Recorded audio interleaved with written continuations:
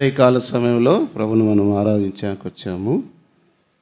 మరి దేవుని వాక్య వెలుగులో కొన్ని మాటలు చూసుకొని మనము వాక్య వెలుగులో ప్రభును ఆరాధిస్తూ వస్తాం. యోహాను సువార్త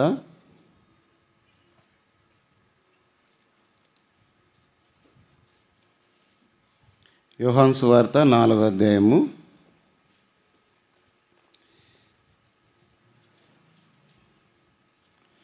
యోహాను సువార్త 4వ అధ్యాయము 23, 24 వచనం కలిపి చదువుకుంటాం. యోహాను సువార్త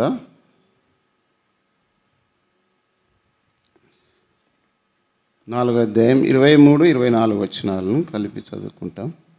అయితే యథార్థముగా ఆరాధించువారు ఆత్మతోనూ సత్యముతోనూ తండ్రిని ఆరాధించే కాలం వచ్చుచున్నది, అది ఇప్పుడు వచ్చే ఉన్నది.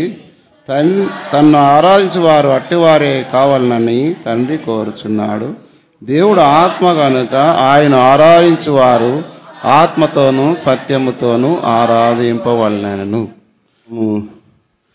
తండ్రిని ప్రభును ఆరాధించడానికి వచ్చినాం కనుక ఆయన ఆరాధించేవారు ఆత్మతోనూ సత్యముతోనూ ఆరాధించాలి. యథార్థముగా ప్రభును ఆరాధించేవారు కావాలని తండ్రి ఏం కోరుచున్నాడంట? తన్ను ఆరాధించేవారు అట్టివారే కావాలని తండ్రి కోరుచున్నాడు. దేవుడు కూడా తన బిడ్డలను తన్ను ఆరాధించేవారుగా ఉండాలని తన్ను ఆరాధించే వాళ్ళని కోరుచున్నాడు. అట్టివారి కావాలని కోరుచున్నాడు. ఎట్టివారంటే యథార్థముగాను ఆత్మతోనూ సత్యముతోనూ ఆరాధించేవారి కావాలని తండ్రి కోరిక.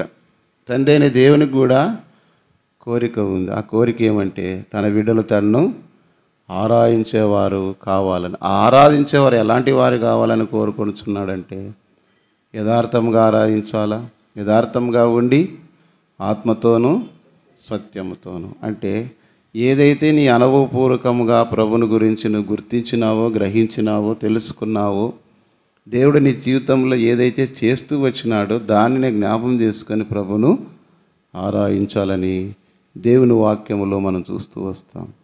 చూడండి, ఆయన కోరిక ఏమిటి, ఏమని ఆయన కోరుచున్నాడంటే 2వ పేతురు పత్రిక మొదటిగా తండ్రి కోరిక ఏమిటి? 2వ పేతురు 3వ అధ్యాయం 9వ వచనం.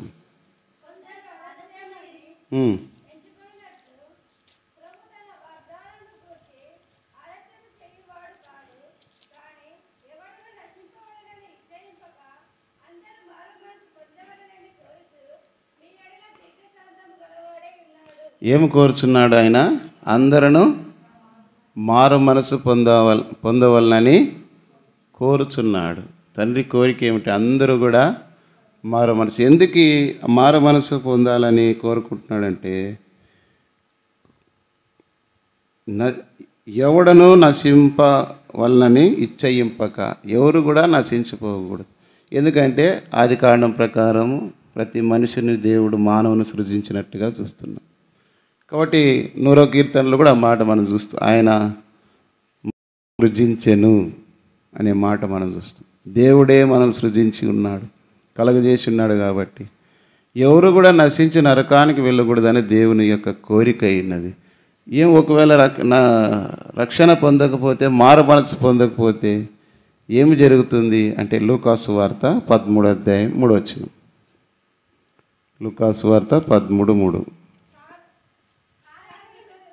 ఒక్కరు మా నిదానంగా చదవండి.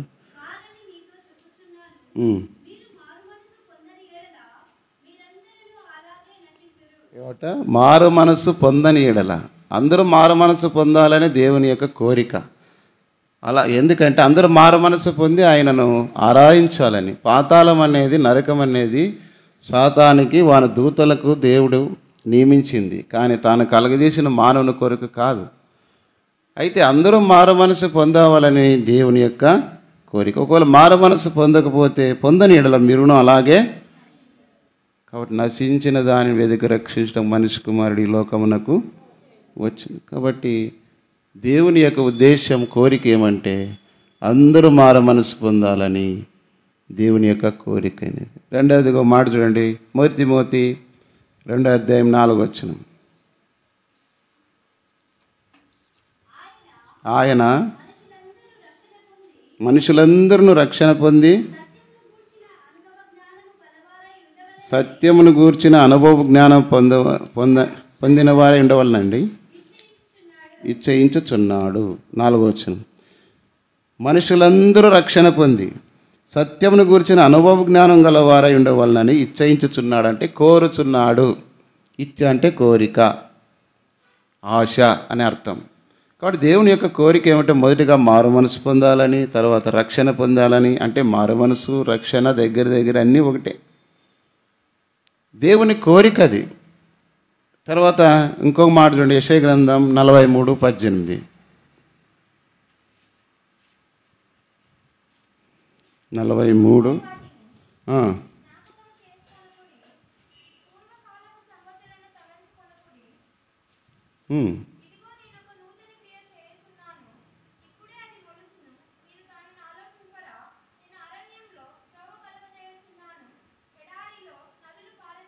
ఒక మాటమ్మా 25 చదువు.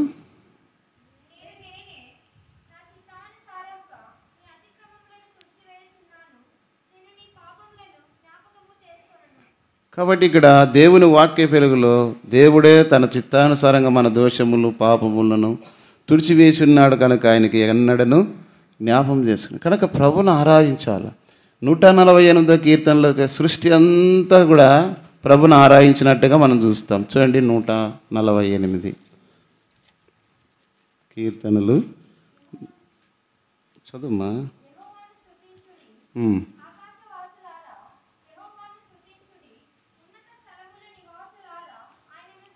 కాబట్టి ఇక్కడ అన్నీ ఉన్నాయి. ఇంకా ఆకాశము, భూమి, అందులో సమస్తమును, సూర్యచంద్ర నక్షత్రములు, యవ్వనులు, బిడ్డలు, మరి పిల్లలు, వృద్ధులు అందరూ కూడా దేవుని ఏం చేయాలంట? స్తుతించాలని ఇక్కడ దేవుని వాక్యములో చూస్తూ వస్తాం. యోహాను సువార్త 17:24 తండ్రి ఏమి కోరుచున్నాడు అని.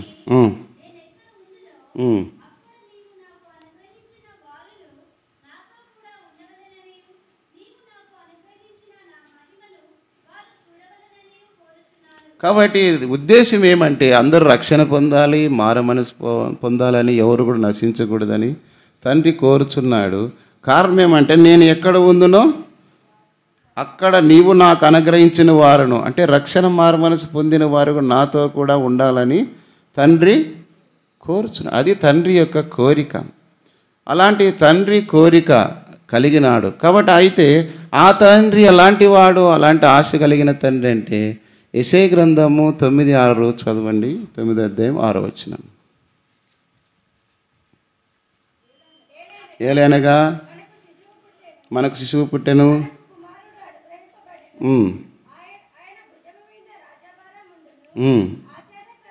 ఆశ్చర్యకరుడు, ఆలోచనకర్త, బలవంతుడైన దేవుడు, నిత్యుడగు తండ్రి. ఈ తండ్రి ఎలాంటి వాడంట? నిత్యుడగు తండ్రి అంటే ఎల్లప్పుడూ ఉండేవాడు. కొంతమంది కొంతకాలం ఉంటారు, పోతారు. అంటే బహుశా శారీరకంగా పుట్టిన తల్లిదండ్రులు కూడా కొంతకాలం ఉంటారు, తర్వాత వాళ్ళ కాలాన్ని ముగించుకుంటారు. ఇంకా కొంతమంది కంటే ఇంకా పిల్లలు చిన్నగా ఉన్నప్పుడే వాళ్ళ తండ్రి తమ కాలమును ముగించుకుంటారు. మధ్య వయస్కులో భార్య పిల్లలను వదిలిపెట్టి వెళ్ళిన తండ్రి భర్తలు కూడా ఉన్నారు. అయితే ఈయన అలాంటి వాడు కాదు. ఎలాంటి వాడంటే ఈయన నిత్యుడగు తండ్రి, ఎల్లకాలం మన దగ్గర ఉండే ఆయన తండ్రి. యోహాను సువార్త 17:11 కూడా చూస్తే నేనికను లోకంలో ఉండను కానీ మీరు లోకంలో ఉన్నారు, నేను మీ ఎద్దకు వచ్చుతున్నాను. ఎలాంటి తండ్రి అంటే ఈయన పరిశుద్ధుడైన తండ్రి. ఇవన్నీ ఎందుకు ఆయన తండ్రిని తండ్రి కోరుచున్నా అంటే ఆ తండ్రి ఎలాంటి వాడనేది మనం చూస్తూ ఉన్నాం.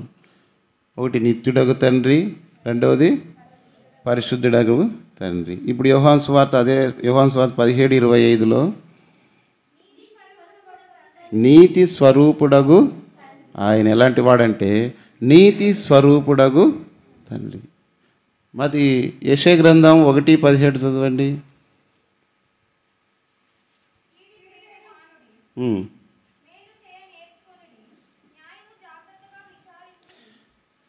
ఒక మాట మత్తయి సువార్త 6:10. మత్తయి సువార్త 6:10. కాబట్టి ఎక్కడున్నాడంటే ఈయన మరి ఈ తండ్రి ఎలాంటి వాడు? నిత్యుడగు తండ్రి ఒకటి చూస్తూ వచ్చినాం, పరిశుద్ధుడైన తండ్రిగా చూస్తూ వచ్చినాం, తర్వాత నీతి స్వరూపుడైన తండ్రిగా చూస్తూ వచ్చినాం. ఇప్పుడు ఎక్కడున్నాడు ఆయన? పరలోకమందున్నాం ఆ తండ్రి. దేవుడు ఎలా ఉంటాడు? ఎక్కడున్నాడంటే ఈయన పరలోకమందు.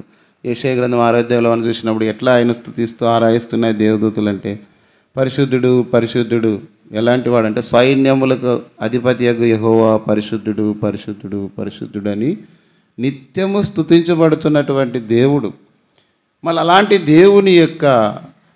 దేవుడు తన కుమారులైన పిల్లలు తనను ఆరాధించేవారుగా ఉండాలని తండ్రి కోరుచున్నాడు. మనం ఆరాధించేవారు అట్టివారి కావాలి. ఎట్టివారంటే ఆయన ఏ రీతిగా ఉంటున్నాడో ఆ రీతిగానే. అందుకే మొదటి యోహాను పత్రిక 3 మొదటి వచనం. మనం ఎవరు ఇప్పుడు? దేవుని పిల్లలం.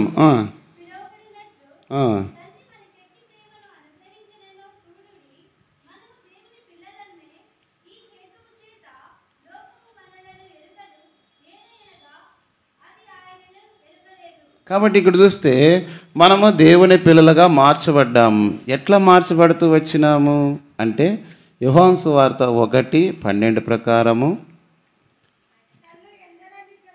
తన్ను ఎందరు అంగీకరించరో వారందరికీ, అనగా తన నామమునందు విశ్వాసం ఉంచిన వారికి దేవుని పిల్లలవుటకు ఆయన అధికారం అనుగ్రహించెను. పైన చూస్తే 11వ వచనంలో ఆయన తన స్వకీయుల యొద్దకు వచ్చెను, ఆయన స్వకీయులు ఆయనను యూదులలో ఆయన పుట్టినప్పుడు యూదులు ఆయనను అంగీకరించలేదు, త్రోసివేసినారు, చివరికి సిలువ వేసినారు. ఆయన స్వకీయులు ఆయన అంగీకరించలేదు.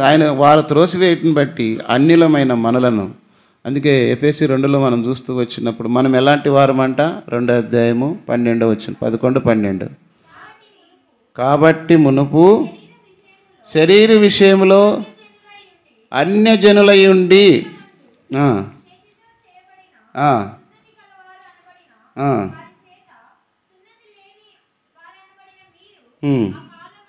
ఆ కాలమందు ఇశ్రాయేలులతో సహపౌరులుగాక పరదేశులను, వాగ్దాన నిబంధనలు లేని పరజనులను, నిరీక్షణ లేని వారును, లోకమందు దేవుడు లేని వారునై ఉండి క్రీస్తుకు దూరస్తులై ఉంటారని మీరు జ్ఞాపకము చేసుకుని. ఒకప్పుడు మనము దేవుని ఎరగని వారం. అయితే నీతి స్వరూపుడైన తండ్రి, పరిశుద్ధుడైన తండ్రి, పరలోకమందున్న తండ్రి, నిత్యుడైన తండ్రి ఈ లోకంలో ఏం చేస్తూ వచ్చినాయంటే యోహాను సువార్త 1:14 ప్రకారము ఆ వాక్యము శరీరధారై కృపాసత్య సంపూర్ణుడుగా మన మధ్య నివసించెను.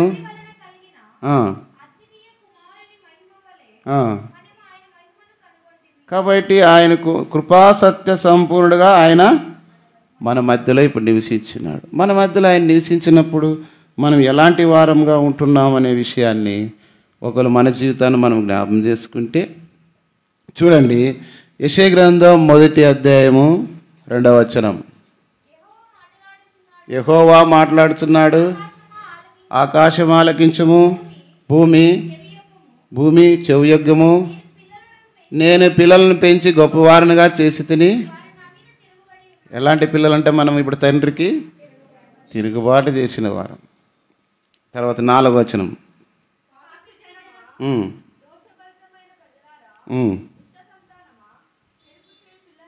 ఎలాంటి వారు మనము? రెండవది, మొదటిదేమో తిరుగుబాటు చేసేవారం, రెండవది చెరుపు చేసే పిల్లలం, మూడవది మనం చూస్తూ వచ్చినప్పుడు అదే యెషయా గ్రంథం 30 లోబడినోళ్ళని పిల్లలు అని ఉంది. ఎన్నో వచ్చినమ్మా? మొదటి వచ్చి చదువు. ఎలాంటి పిల్లలు మనము? మొదటిదేమో ఎలాంటి పిల్లలు మనము? తిరుగుబాటు చేసేవారం. దేవుని పైన, మానవుల పైన, తల్లిదండ్రుల పైన, ఇంటిలో పైన, సంఘములోన పై నాయకులపైన అందరిపైన మనం ఏం చేసేవారము? తిరుగుబాటు. రెండవది చెరుపు చేసేవాళ్ళం, ఇతరులకు నష్టం కీడు కలిగించిన వారం. మూడవది లోబడం, ఎవ్వరికి లోబడం, దేవునికి లోబడం, మనుషులకు లోబడం, ఇంట్లో ఎవరికి కూడా లోబడిన వాళ్ళని ప్రజలుగా మనం ఉంటున్నాం.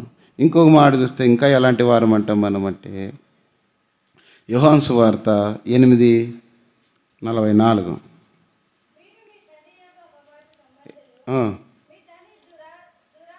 మీరు మీ తండ్రి యగు అపవాది. మనం అపవాది పిల్లలం. దేవుని ఎరగని వారంగా మనం ఈ లోకంలో జీవిస్తున్నప్పుడు మీరు మీ తండ్రి యగు అపవాది సంబంధాలు. అపవాది అంటే అబద్ధములకు, చదవండి నెక్స్ట్, ఆది నుండి వాడు నరహంతకుడై ఉండి సత్యమందు నిలిచిన వాడు కాడు, వాని యందు సత్యమే లేదు. వాడు అబద్ధమాడినప్పుడు తన స్వభావం అనుసరించే మాట్లాడును. వాడు అబద్ధికుడును అబద్ధమునకు జనుకునై ఉన్నాడు. కాబట్టి అబద్ధికుడును అబద్ధమునకు జనుకునై ఉన్నటువంటి సాతానుకు దాసులుగా మనం ఈ లోకంలో మనం జీవిస్తూ ఉన్నప్పుడు మనం ఎలాంటి, దేవుడు మనం ప్రేమిస్తూ వచ్చినాడు. అదే చూడండి ఇంకొక మాట, అదే యోహాను సువార్త 11:52.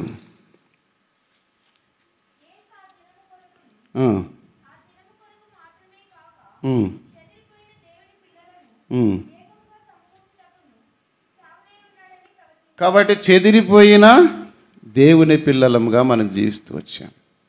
తిరుగుబాటు చేసేవారం, రెండవది చెరుపు చేసేవారం, మూడవది లోబడిన వాళ్ళని వారం, నాలుగవది అపవాది సంబంధాలు అంటే మనము అబద్ధములకు జనుకుడే అబద్ధాలు చెప్పేవారం, ఐదవది ఇప్పుడు చెదిరిపోయిన వారం, దేవునింటికి రాకుండా ఇష్టానుసారంగా మనము తప్పిన కుమారుని వాళ్ళ లోకంలో కలిసిపోయి చెదిరిపోయిన వారం.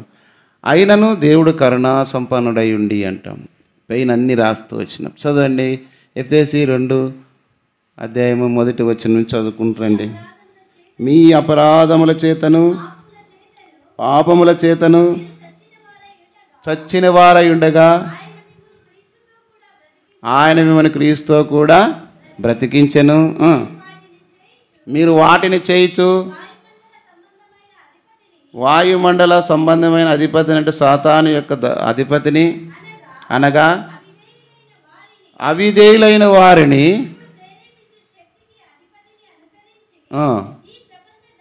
ఈ ప్రపంచ ధర్మం చొప్పున మునుపు నడుచుకొంటిరి. వారితో కలిసి మనమందరము శరీరం ఎక్కయు మనసు ఎక్కయు కోరికలను నెరవేర్చుకొనుచు మన శరీరాశలను అనుసరించి మునుపు ప్రవర్తించుతూ కడమ వారి వలన దైవోగ్రతకు పాత్రలమై ఉంటిమి. అయినను ఇవన్నీ కలిగి ఉన్నాను, అయినను దేవుడు కరుణా సంపన్నుడై ఉండి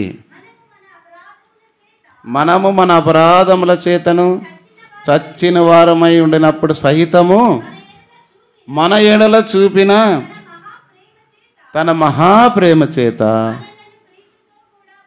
మనలను క్రీస్తుతో కూడా బ్రతికించెను. కృపచేతనే మీరు రక్షించబడి ఉన్నారు, అది మీ వలన కలిగినది కాదు. కాబట్టి ఇవన్నీ మనము మొదటి ఇలాంటి స్వభావం కలిగిన వారం. తండ్రి ఏమో ఉన్నతమైన స్థలములో నివసించేవాడని ఒక మాట చూస్తారా? యెషయా గ్రంథం 54 మహాగణుడు మహోన్నతుడు, ఆ మాట చూడండి. 57 చదుమ్మా. మహాగణుడును మహోన్నతుడును పరిశుద్ధుడును నిత్య నివాసినైన వాడు ఇలా సెలవిస్తున్నాడు, నేను మహోన్నతమైన పరిశుద్ధ స్థలంలో నివసించేవాడను.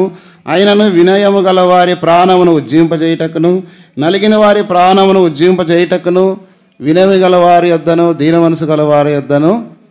కాబట్టి అంత మహోన్నతమైన స్థలంలో నివసించే దేవుడు యోహాను సువార్త 1:14 ప్రకారం ఆయన కృపాసత్య సంపూర్ణుడుగా మన మధ్యలో నివసించడానికి శరీరధారిగా ఆయన లోకానికి వచ్చాడు.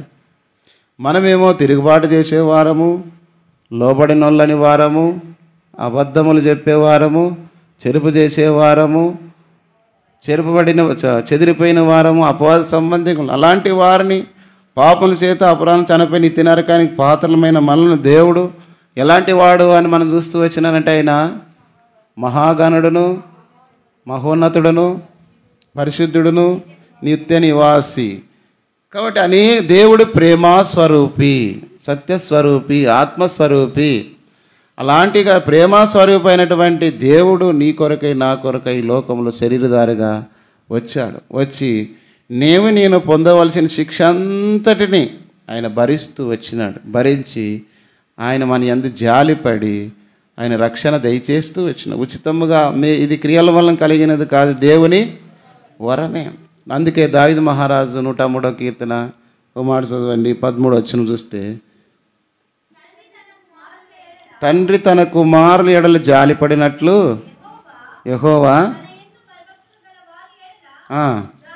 కాబట్టి ఈయన ఎలాంటి దేవుడు అంటే, మనం చెడిపోయిన వారము, పడిపోయిన వారము, లోకములో కలిసిపోయిన వారము, అబద్ధములు చెప్పిన వారము, లోబడి నొల్లని వారము, ఇంకన్నీ మనం చూస్తూ వచ్చినాం. టైం లేదు మళ్ళీ చెప్పడానికి. కాబట్టి అంత భ్రష్టత్వములో కలిగి జీవించిన మన దేవుడు ప్రేమించి ఆయన కుమారులుగా, ఆయన పిల్లలుగా, యోహాను సువార్త 1:12 ప్రకారం ఆయన పిల్లలుగా మనలను అధికారం అనుగ్రహిస్తూ వచ్చినాడు. ఇప్పుడు ఆయన పిల్లలు అయి ఉన్నాం మనం కనుక. కాబట్టి ఆయన పిల్లల ఎడల ఆయనను మనం ఎందుకు ఆరాధించాలంటే, అలా చెడిపోయిన మనలను అంత పరిశుద్ధుడైన దేవుడు మనం ప్రేమించి మన కొరకై తన కుమారుడని యేసుక్రీస్తు వారిని ఈ లోకంలోనికి పంపుతూ వచ్చాడు. అంతేకాకుండా మనం పొందవలసిన శిక్ష అంతటినీ ప్రభువైన యేసుక్రీస్తు వారి శిలువలో భరించి మనకి ఉచితంగా రక్షణ ఇచ్చాడు. ఆ రక్షణ బట్టి మనం ప్రభును ఆరాధించాల. మనం ఎలాంటి వారమో చూస్తూ వచ్చినాం. తండ్రి అయిన దేవుడు ఎలాంటి వారో మనం చూస్తూ వచ్చినాము. మనం ఎలాంటి వారమో మనం చూస్తూ వచ్చినాం. కాబట్టి అలాంటి వారిని ఇప్పుడు ఆయన పిల్లలుగా ఆయన చేస్తూ వచ్చినాడు కనుక ప్రభును మనం ఇప్పుడు ఆరాధించాలి. మొదటిగా ఇక్కడ చూస్తే 13 వచ్చిన ప్రకారం, తండ్రి తన కుమారుల ఎడల జాలిపడినట్లు యెహోవా తన యందు భయభక్తులు గల వారి ఎడల ఆయన జాలిపడే దేవుడు. మొదటిది మత్తయి సువార్త 6:14. జాలిపడే దేవుడు కాబట్టి ఆయన ఆరాధించాలి. 6:14.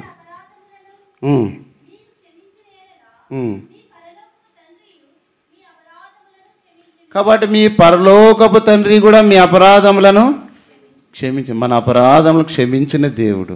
మొదటిదేమో జాలిపడు తండ్రి, రెండోది పరలోకపు తండ్రి. ఎలాంటి వాడంటే మన అపరాధం అంటే తెలిసి చేసినటువంటి దోషం, అపరాధ రుసం. నీకు చెప్పాక చాలాసార్లు లైసెన్స్ లేదనుకోండి, పోలీసు వాళ్ళు అపరాధ రుసం అంటే ఫైన్ వేస్తారు. ఫైన్ అంటే అది ఫీజు సరైన సమయానికి కట్టకపోతే ఫైన్ వేస్తారు. ఏదైనా ఫైన్ అంటే ఏమంటే అపరాధ రుసము అంటారు. మనం కూడా తెలిసి చేసిన తప్పుకు ప్రాయశ్చిత్తంగా ఆయన ఏం చేస్తారు? పరలోకపు తండ్రి మన అపరాధములను, మొదటిది జాలి కలిగిన దేవుడు. తండ్రి తన కుమారుల ఎడల జాలిపడని. మన పిల్లలు ఉన్నారు, తప్పు చేసినప్పుడు 2 ఏళ్ళు గద్దించి మళ్ళీ ఏం చేస్తాము? జాలిపడి చేర్చుకుంటాం. కానీ ఇక్కడ జాలిపడే తండ్రి, రెండోది మన అపరాధములను క్షమించి పరలోకపు తండ్రి. కాబట్టి ప్రభుని ఆరాధించాలి. మూడోదిగా మనం చూసినప్పుడు ఎఫెసీ 1:7 ప్రకారము, ఎఫెసీ పత్రిక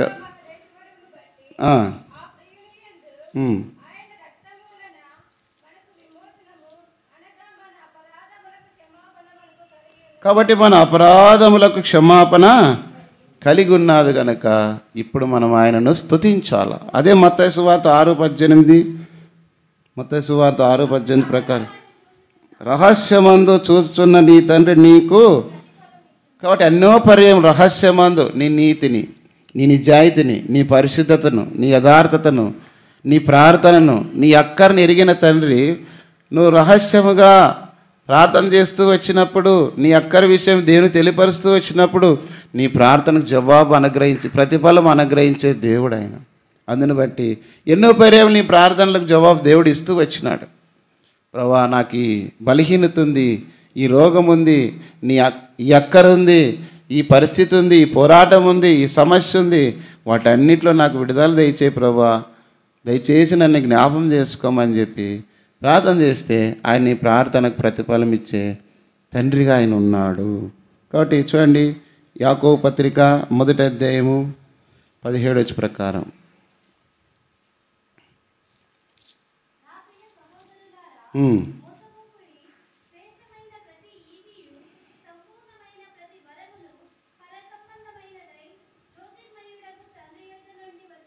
కాబట్టి జ్యోతిర్మయుడగు ప్రతి ఈవి అంటే ప్రతి వరం మనం ఏదైతే అడుగుతూ వస్తామో అది జ్యోతిర్మయుడగు తండ్రి యొద్ద.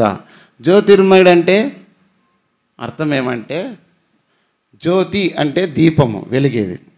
ఇప్పుడు ఆ దీపం వెలుగుతున్నప్పటికీ దాని కింద ఏముంటుంది? చీకటి ఉంటుంది. అది వెలుగుతున్నది, దాని కింద ఏముంది? చీకటి ఉంటుంది. కానీ యేసుప్రభు జ్యోతిర్మయుడు అంటే అర్థం ఏమంటే చుట్టూ కూడా వెలుగు ఉంటుంది. అంటే దాని కింద కూడా ఇంకా ఎక్కడ చీకటి, ఆయన యందు చీకటి పాపం ఎంత మాత్రమును లేనివాడు. అలాంటి వాడు జ్యోతిర్మయుడు తండ్రి. కాబట్టి మనుషులందరూ కూడా మనము కొన్నిసార్లు మంచి వాళ్ళగా బయటికి కొన్ని సహాయం చేయొచ్చు, ఏమైనా కనబడవచ్చునేమో. కానీ అందుకే అన్నాడు, మీరు చెడ్డవారయ్యుండి కూడా మీ పిల్లలకు మంచి ఇవులను. ఎట్లా చెడ్డవారంటే మనం తప్పుడు పనులు చేసి వచ్చి ఆ డబ్బు సంపాదించుకొని పిల్లలకి ఇచ్చినామనుకో, అది మీరు చెడ్డవారయ్యుండి కూడా. మీరు ఎందుకంటే పిల్లలు ఉన్నారు కదా, వాళ్ళకి ఏం చేయాలా? మీరు చెడ్డవారు. అందుకే కొంతమంది ఏం చేస్తారు లోకంలో, ఇతరులను జడిపి ఇతరులను మోసం చేసి ఆ డబ్బు ఆస్తి సంపాదించుకొని తమ పిల్లలు కూడబెడతారు. అది చెడ్డవారంటే. అన్యాయంగా సంపాదించి మీరు చెడ్డవారయ్యుండి కూడా ఏం చేస్తున్నారు? మీరు మీ పిల్లలకు మంచి ఈవులు అంటే వాళ్ళని ఇతరులు మోసం చేసైనా ఆ డబ్బు ఆ ఆస్తితో ఏం చేయాలి? తన పిల్లలు బాగుండాలని కోరుకునేది మన స్వభావం. అది జ్యోతి అంటే వెలుగు. కేవలం మంచిగానే అబ్బా వాళ్ళ నాయన బాగా సంపాదించినాడు, బాగా గొప్పగా మంచి చదువుకున్నారు, ఉన్నతమైన స్థానంలో పోయినాడు, మంచి ఇండ్లు కట్టించినాడు, మంచి ప్లాట్లు కొన్నాడు, మంచి స్థలాలు ఉన్నాయి, మంచివన్నీ బయటికి ఇవి. కానీ దేవుడు అలాంటి వాడు కాదు. మీరు చెడ్డవారయ్యుండి కూడా మీ పిల్లలకు మంచి ఎరిగి ఉండగా మీ పరలోకపు తండ్రి వాటికంటే, మన దేవుడు వాటికంటే శ్రేష్టమని. యెహోవా ఆశీర్వాదము ఐశ్వర్యం ఇచ్చును. దేవుని ఆశీర్వాదం ఐశ్వర్యం అంటే నీకు తెలియకుండానే దాని ద్వారా నీకు ఆశీర్వాదం మేలు కలుగుతుంది. దేవుని ఆశీర్వాదం కాకుండా నువ్వు ఎన్ని చేసినా ఎట్లుంటుంది అంటే దానివల్ల నీకు తృప్తి ఉండదు, నెమ్మది ఉండదు. అంతకు మించిన ఆశీర్వాదం అసలే ఉండదు. బాగుంది అనుకుంటుంటావు కానీ ఒక కాలం భక్తిహీనులు ఎట్లుంటారంటే విస్తరించిన ఎట్లా మనం పొలంలో విత్తనం విత్తుతాం. విత్తనం విత్తినప్పుడు మంచిగా అంత పొలం అంతా సాధన చేసి సాగు చేసి అన్ని రకాలుగా బాగు చేసిన తర్వాత విత్తనం విత్తే ఆ మనం విత్తింది విత్తనాలకు వేరైనవి గురుగులు మొలుస్తూ వస్తాయి. అవి ఎట్లా మొలుస్తూ వస్తాయంటే మనం విత్తిన విత్తనాల కంటే గురుగులే ముందుగా విస్తరిస్తూ వస్తాయి, బాగా ఎదుగుతాయి, బాగా కాపు కాస్తూ వస్తాయి. ఆ రీతిగా భక్తిహీనులు ఎట్లుంటారంటే నీతిమంతుల కంటే ఎక్కువగా ప్రబలినట్లుంటారు. బాగుంటుంది. కానీ ఒక దినం కొడవలు వచ్చి దాన్ని ఏం చేస్తుంది? కోసేస్తుంది.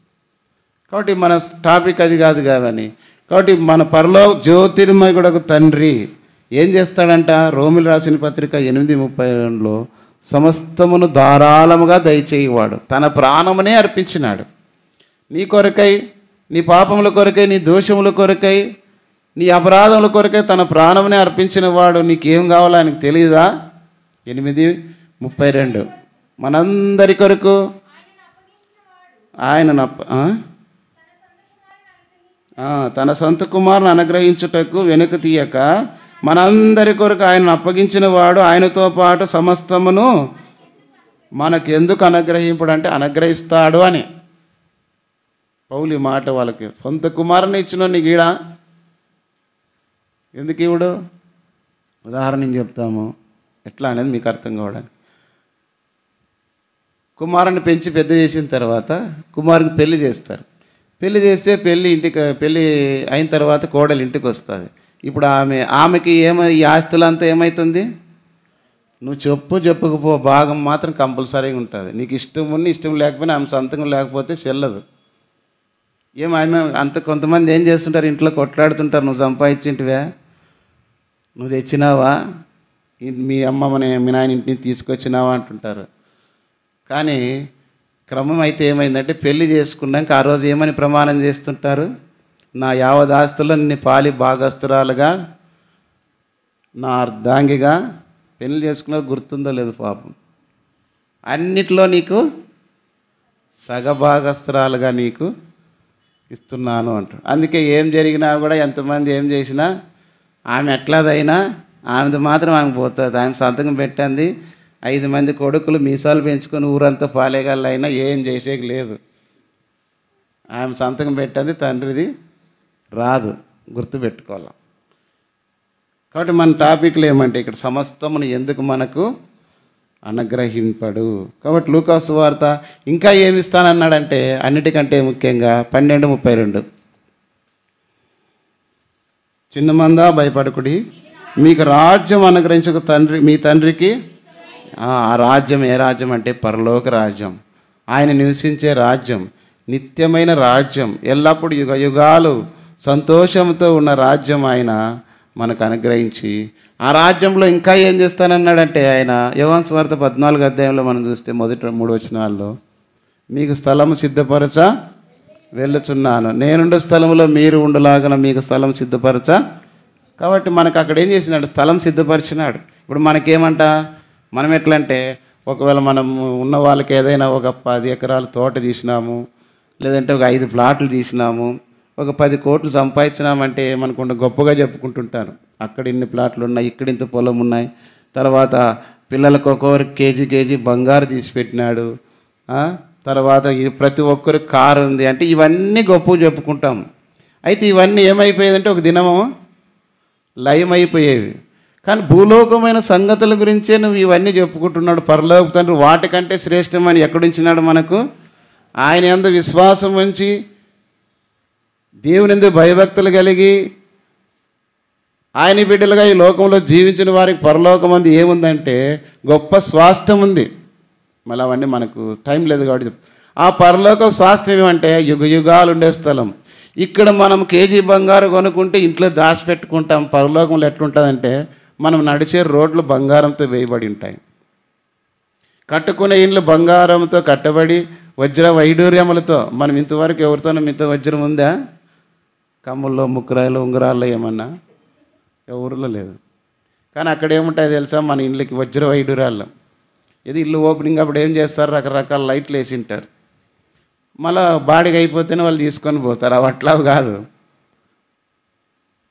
మన ఇంటికి ఏముంటాయి అక్కడ, సూర్యుడు చంద్రుడు లైట్లు ఉండవు అక్కడ.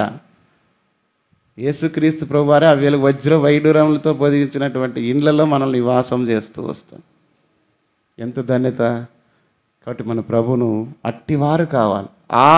మీరు క్రీస్తు కూడా లేపడిన వారైతే పైన వాటిని వెతికేవారు కావాలి. భూ సంబంధమైన వాటిని ఎంత ఎతికినా ఎతికి ఉండినవన్నీ అరిగిపోయి తరిగిపోయి ఊడిపోయి లాస్ట్కి గుంతుకు పోయే వరకు చేసినా నీ అంటే ఏమీ రావు. తెలుసు మనకి, పాట పాడతామేమని, మనిషిగా పుట్టినోడు మహాత్ముడైనా కానీ మరలా మట్టిలో కలవలి ఉండరా తీసుకొని పోలేడు పూచిక పుల్ల. పొర్రక పుల్లు కూడా అని రాయాలి నేనైతే అనుకుంటుంటే. పొర్రక పుల్లు కూడా, అది పొర్రక పుల్లు ఏడుంటుంది అంటే కసు ఉడుస్తుంటుంది, అంతా పెంట చెత్త చెదారం ఉంసిన ఎంగిలి పోసింది అంతా. కానీ అది ఊడిసేదానికి కూడా అది కూడా తీసుకొని పోడు. కొంతమంది అది కూడా పడేయరు. ఎట్లా వాళ్ళు ఉంటారంటే ఎదురింటి వాళ్ళకి సత్తా గాలి మన ఇంటికి వచ్చినా కసువు అవుతుందిలే అనుకుంటారు. పక్కనింటి వాళ్ళు సత్తా సదారం మన ఇంటి దాకా వస్తే మనలాగే కసువు వస్తుందిలే మన సేనికి అనుకుంటారు. అంత దౌర్భాగ్యమైన బతుకు చాలామంది. దేవుని పిల్లలుగా కూడా అలాంటి వారు ఉన్నారు చాలామంది. అది దేవుని పిల్లలకు తగదు. మనదంతా కూడా పరలోక సంబంధమైన జీవితం. తండ్రి మనకు రాజ్యం అనుగ్రహించడానికి ఇష్టమైన ఆ రాజ్యం ఎలాంటిదంటే నిత్యము ప్రకాశించే సూర్యుడుండు చంద్రుడుండు, నిత్యం సంతోషం, ఏడుపు, దుఃఖం ఉండదు. ప్రకాశమైన ఆశ్చర్య దేశం. ఎప్పుడంటే చచ్చిపోయినప్పుడు పాడుతుంటాం అంతే. అది ఎందుకంటే ఆయన ఇండు పాడినా కూడా ఆయన ఇండు. బతికిన వాళ్ళ కోసం చెప్పేది అది. ఇంక ఆయన పోయినాడు, ఇంక మీరైనా ఇంక అలాంటి రాజ్యం కొరకు సిద్ధపడండి అని. ఆ ప్రకాశమైన ఆశ్చర్య దేశం, సూర్యుడు చంద్రుడు, సంత ఉండదు, అన్నీ పాడతాం ఆ పాటలో. ఎందుకంటే బ్రతికిన వాళ్ళ కోసమైనా ఇంకా ఇది గుర్తు చేసుకోరు. కాబట్టి దేవుని పిల్లలుగా మనం ప్రభుని ఎందుకు ఆరాధించాలి? అలా ఎలాంటి వాడు ఆయన మనం చూస్తూ పరిశుద్ధుడని తండ్రి, నిత్యుడగు తండ్రి, పరలోకమందున్న తండ్రి అని అవన్నీ విషయాలు మనం చూస్తాం. అలాంటి తండ్రి మనం ఎలాంటి వారం అంటే లోబడనులని ప్రజలు, తిరుగుబాటు చేసేవారము, అబద్ధములు చెప్పిన వారు, చెడుతనం కలిగిన వారము. అలాంటి వారు దేవుడు మనం ఏం చేసినాడంటే చదవండి, 1 యోహాను 3:16 మనం ప్రేమించిన విషయం. ఆయన మన నిమిత్తము తన ప్రాణం పెట్టెను గనుక దీని వలన ప్రేమ ఎట్టిదని. కాబట్టి ఆయన మన నిమిత్తము తన ప్రాణం పెట్టాడు. ప్రేమాస్వరూపైనటువంటి దేవుడు. ఇక్కడే ఒక మాట ఉంది, ఎన్నో వచనంలో చూడమా, 8వ వచనం. దేవుడు ప్రేమా స్వరూపి, ప్రేమ లేనివాడు దేవుడు ఎలాంటి వాడంటే ప్రేమా స్వరూపి, అంటే ఆయన స్వరూపమే ప్రేమ. ఇంకా ఆయనలో మనలో నాకు ఎంత ప్రేమ ఉందో తెలుసా, నా ఎంతగా ప్రేమించినానో తెలుసా అంటాం ఎప్పుడు బాగున్నప్పుడే. తర్వాత ఎంత భయంకరంగా వాళ్ళ గురించి చేస్తూ తిరుగుతారంటే అది. కానీ దేవుడు ప్రేమ స్వరూపం అంటే ఎట్లాంటిదంటే, మంచుగడ్డ ఉంది కదా, మంచుగడ్డ కరిగిందనుకో ఇంకా మళ్ళీ మంచుగడ్డ ఉంటుంది దాంట్లోన, అంతా ఏమైపోతుంది నీరు.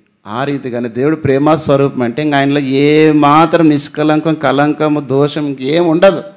ఆయన ప్రేమలో లోపమే ఉండదు. పరిపూర్ణంగా నిన్ను నన్ను ప్రేమించి ఆయన తన ప్రాణం అర్పించి ఆయన కుమారులుగా స్వీకరించి అని రక్షణ ఇచ్చినాడు. అంతేకాకుండా మనం చూసుకున్న సంగతులు అనేకమైన ప్రార్థనలకు జవాబిస్తూ వచ్చినాడు. అంతేకాకుండా పరలోక రాజ్యం ఇచ్చినాడు, నిత్యమైన స్వాస్థ్యములు యుగ యుగాల పరలోక రాజ్యంలో ఉండే ఆ రాజ్యంలో నిన్ను నన్ను ఆయన బిడ్డలుగా ఉండడానికి ఎంతో ధన్యత ఇచ్చినాడు. దీన్ని బట్టి ప్రభును మనము ఆరాధించాలి. అట్టి వారు కావాలని తండ్రి కోరుచున్నాడు. ఒక మాట చదువుకొని ఆ మాట చదువుకొని మనం ముగించుకుందాం. యోహాను సువార్త 4:23 అందరు కలిపి చదువుకుందామండి. అయితే యథార్థముగా ఆరాధించువారు ఆత్మతోనూ సత్యముతోనూ తండ్రిని ఆరాధించే కాలం వచ్చుచున్నది, అది ఇప్పుడును వచ్చి ఉన్నది. తన్ను ఆరాధించువారు అట్టివారే కావాలని తండ్రి. కాబట్టి తండ్రి కోరు అలాంటి కుమారులు, అలాంటి కుమార్తెలు, అలాంటి తన బిడ్డలు కావాలని తండ్రి కోరు. కాబట్టి నీ ఆరాధన యథార్థంగా ఈ అనుభవం కలిగిన దానిగా, ఈ అనుభవపూర్వకమైనటువంటి వాడిగా ఉండి ప్రభును దేవుని వాక్య పెరుగులో ప్రభును ఆరాధించున్నట్లుగా ప్రభు సహాయం చేయించండి. లేచిన